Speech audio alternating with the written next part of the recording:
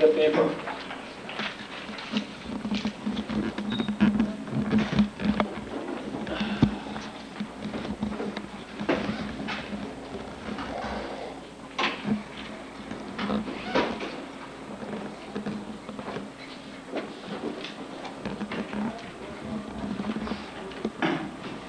Our work deals exactly with influence of the support and the sulfidation temperature on the catalytic properties of molybdenum sulfide in pyridine hydrogenation and pyridine hydrodenitrogenation. Support effects in catalysis have been widely studied up to now, but mainly with metals, and only to a lesser extent with sulfides. Concerning sulfide, it was mainly for hydrodesulfurization and only little with hydrodenitrogenation. Then our aim was to get information concerning support effect in hydrodenitrogenation processes. For this purpose, we compared the catalytic properties in hydrodenitrogenation of molybdenum sulfide supported on alumina, silica, and zirconia catalysts, and we determined some physical characteristics of these solids, mainly by XPS or high-resolution electron microscopy. Since support effects can be modified during the sulfidation step of the catalyst preparation, the influence of the sulfidation temperature was also examined in the case of molybdenum on alumina sample.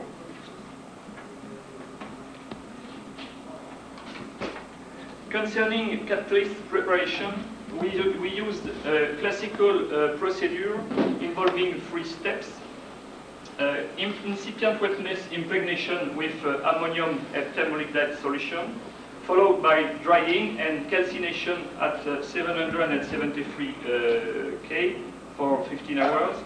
Then sulfidation step during 4 hours by 15% mixture of hydrogen sulfide in hydrogen at 673 K or higher temperature for the influence of the sulfidation temperature.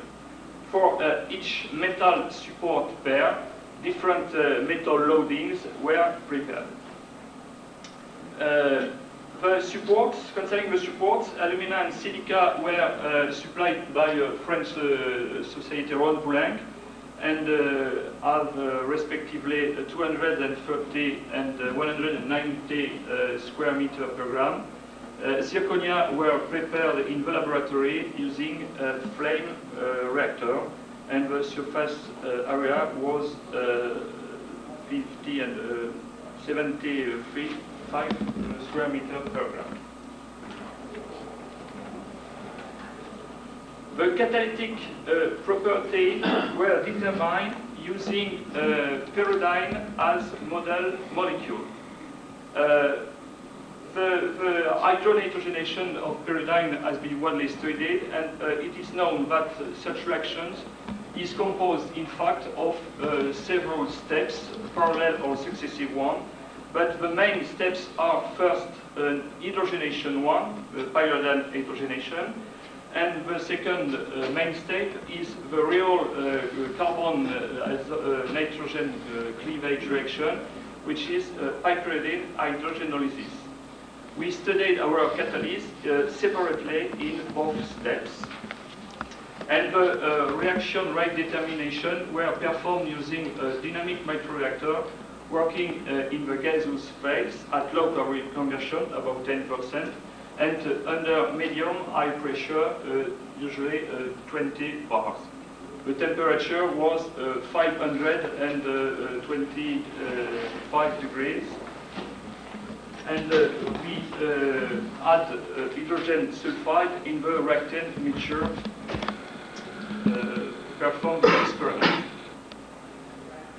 The first results concern catalytic properties determination, and especially the variation of the pyridine hydrogenation specific rate as a function of molybdenum loading for the different supports. As you can see, the reaction hydrogenation rate increased first almost linearly with molybdenum loading up to a maximum or a plateau, and we can observe that the slope of the ascending part of the curve, the amount corresponding to the maximum or to the beginning of the plateau, and the value of the rate in this maximum or this plateau are different with the nature of the support. As far as hydrogenolysis rate are concerned, the results appear on this transparency. The rate increase also almost linearly with molybdenum loading, but if we compare to the previous curves, we can observe that the hydrogenation rate and hydrogenolysis rate vary in a different way with MO loading. The shape of the curve are rather different, and this first observation suggests that hydrogenation and hydrogenolysis seats appear to be different.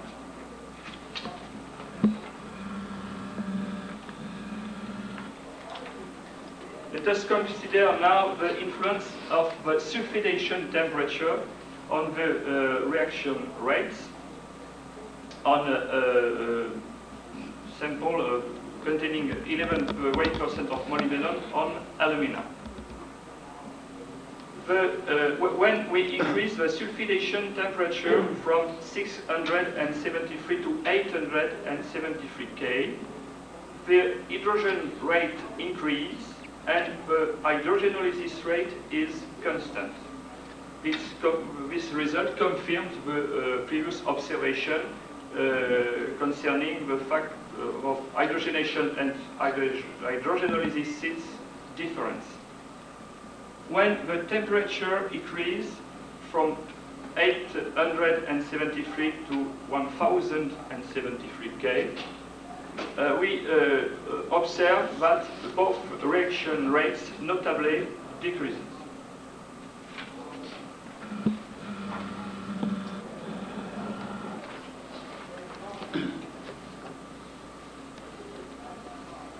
Concerning HDS studies now, the main observations are the following. HDS spectra show that the molybdenum is almost entirely in the MO4+ state, suggesting that the sulfidation is nearly complete.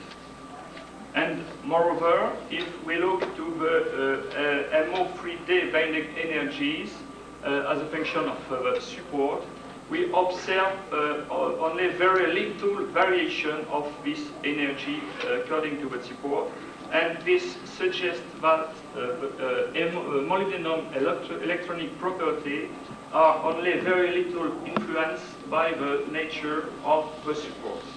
Such results were confirmed by kinetic studies. We observe that kinetic parameters like activation energy are also support independent.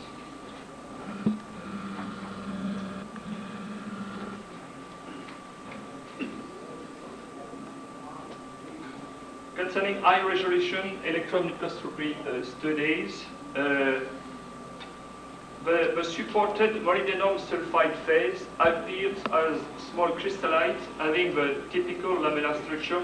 Is maybe not very clear on this, but I have a slide. May I have the slide, please?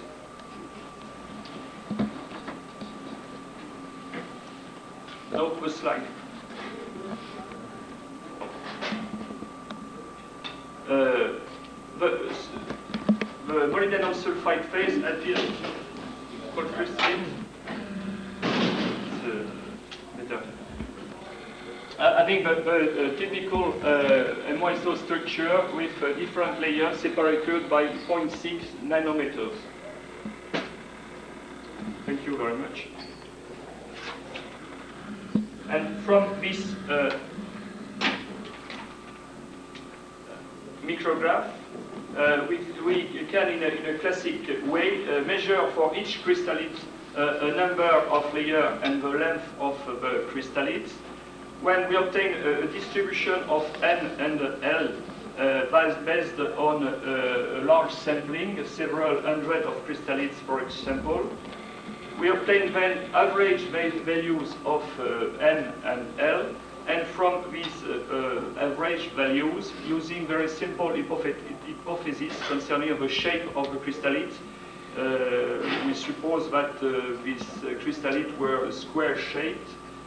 It was possible to calculate the contribution of the basal and the H-plane to the specific area, giving SV and SE, and the total surface area of the sulfidate phase.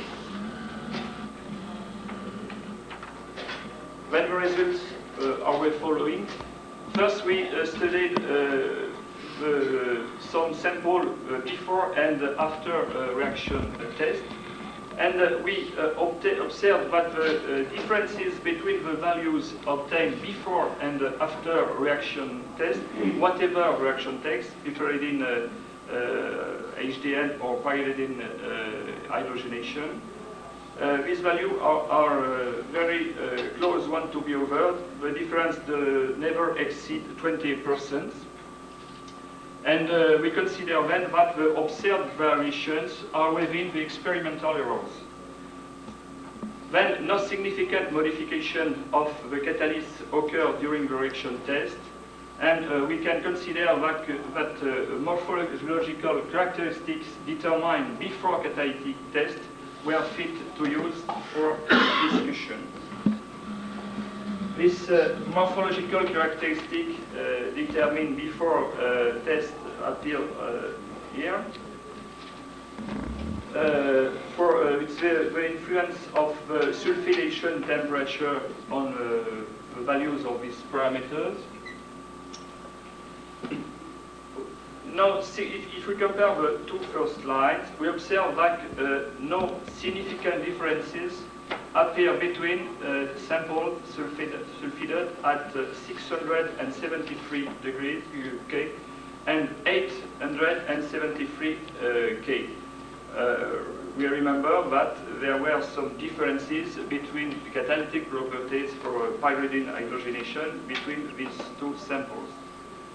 When the catalyst is sulfidated at higher temperature, centering of the crystallite occurs, giving rise to an increase of their length, as you can see here, and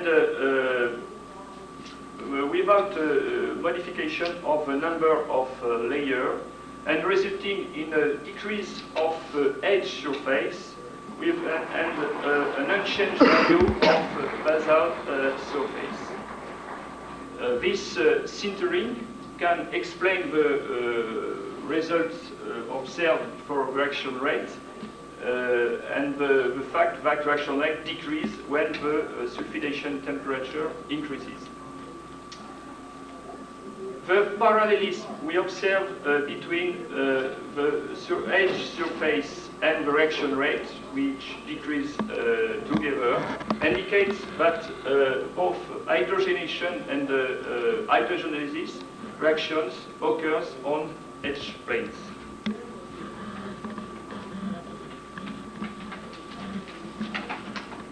Rapidly, some other results obtained from high-resolution electron microscopy. This is the variation of average value of number of layers versus MO long D, of length of crystallites versus MO long D. This value increase with the MO long D, but are not very different from one support to the other.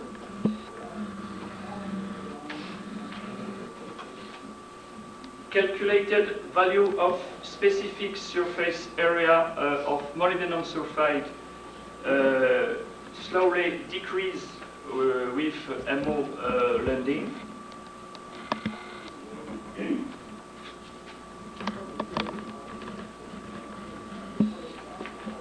And another interesting result is that we observe that the ratio of basal plane area to H planes 1 is constant with the MO landing and with the support. This suggests that the molybdenum sulfide crystallates remain approximately isomorphic in all the samples studied.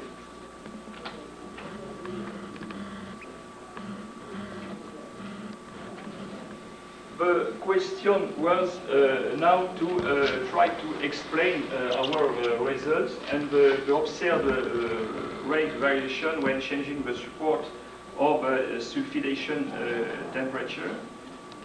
We considered that it was possible to interpret these results in terms of geometric effects.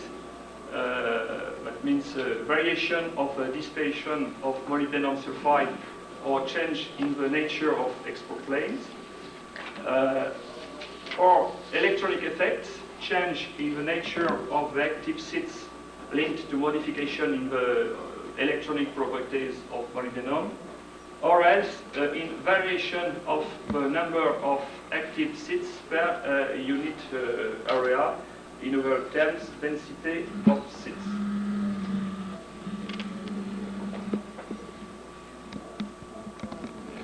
If we plot the surface of molybdenum sulfide in square meter per gram of catalyst versus molybdenum landing, we observe such curves with increasing curves, and we observe then that the specific area and the reaction rate, remember the curves I showed you before with maximum or plateau, the two curves, reaction rate and specific area of MOS2, vary in a different way.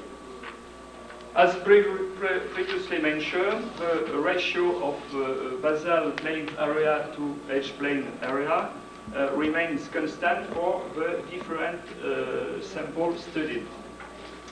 We then consider that geometric effects, dispersion of molybdenum or nature of exposed planes cannot account for the observed rate variation.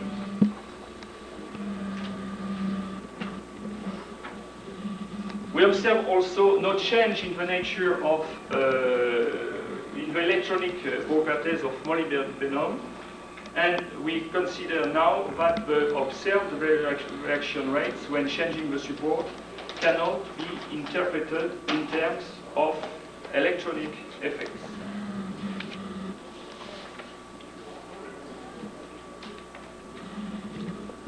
The third interpretation was in terms of variation of the number of active seeds. Some support effects in carbon monoxide hydrogenation have been observed on the same catalyst by some authors. It was a work presented in the International Congress of Catalysts in Calgary. And these support effects were interpreted by the presence in the less active samples of molybdenum oxygen support linkage instead of molybdenum sulfur support ones, and that this linkage had an inhibiting effect on the catalytic properties, either by creating inactive surface molybdenum atoms, as proposed by the Visser's group, or by changing the position of molybdenum sulfide stakings with respect to the support, as proposed by Hayden and Dubusik. These two hypotheses consider that they are changing in the number of active seeds.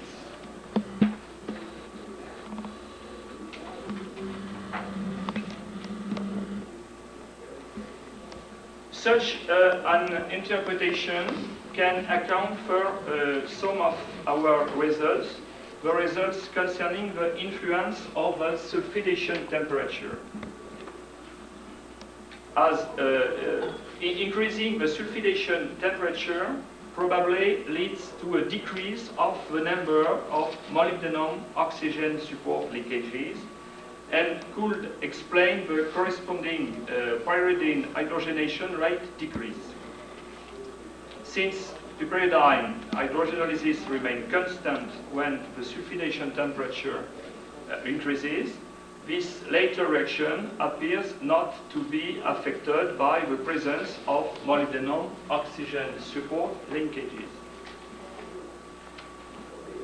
But sulfiding the zirconia is known and observed easier than sulfiding alumina or silica.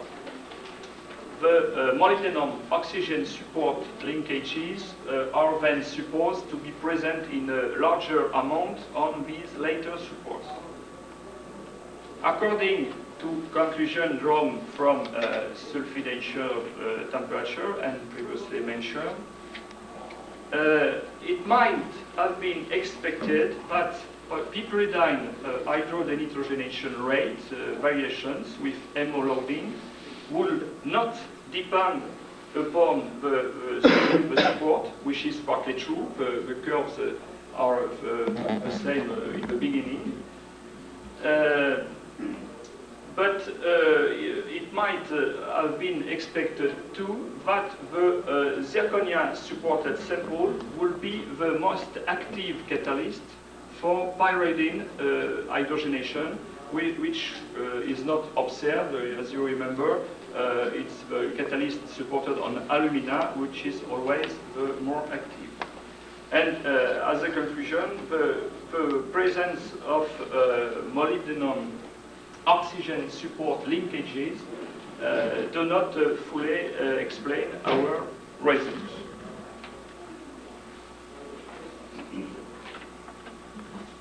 We can then resume our conclusion concerning this work. First of all, hydrogenation and hydrogenolysis sits involved in pyridine hydronitrogenation process are found to be different, but both located on the edge planes of molybdenum sulfide. The reaction rate variations observed when changing the support or the sulfidation temperature cannot be explained by geometric effect or by electronic effect, and